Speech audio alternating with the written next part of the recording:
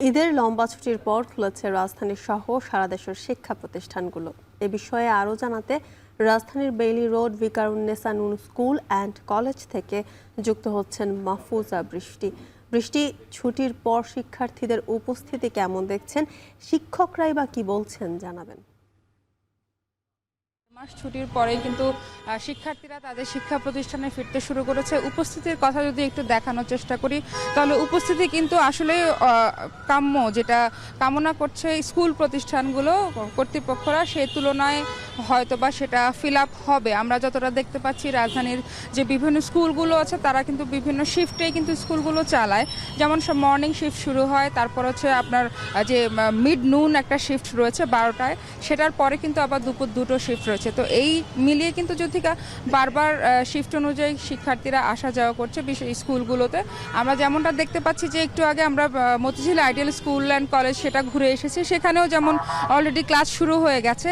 সেই জায়গা থেকে এখন বেইলি রোডে আছি ভিকারুন্নেসা নূন স্কুল অ্যান্ড কলেজের। এখানে আপনি দেখতেই পাচ্ছেন যে শিক্ষার্থীরা তাদের পরিবার পরিজনের সাথে, কেউ বাবা, কারো মা, তাদেরকে অভিভাবক যারা আছেন তারা কিন্তু স্ব শিক্ষা প্রতিষ্ঠানে নামিয়ে দিয়ে যাচ্ছেন। আমাদের কয়েকজন অভিভাবকদের সাথে কথা বলার সুযোগ হয়েছে। তারা বলছেন যে স্কুল আসলে একটা অভ্যাসে পরিণত হয়েছে, সেটা বাচ্চাদের সাথে সাথে অভিভাবকদের।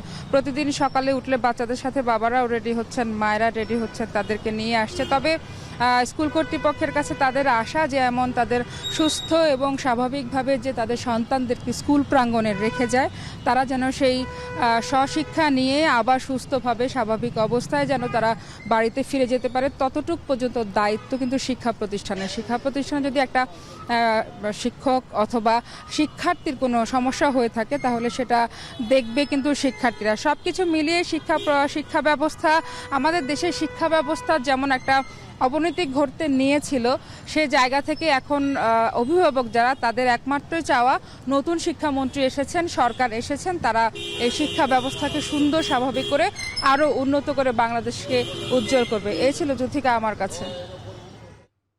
দীর্ঘ ছুটির পর খুলছে দেশের সব শিক্ষা প্রতিষ্ঠান, সে খবর জানাচ্ছিলেন মাহফুজা বৃষ্টি।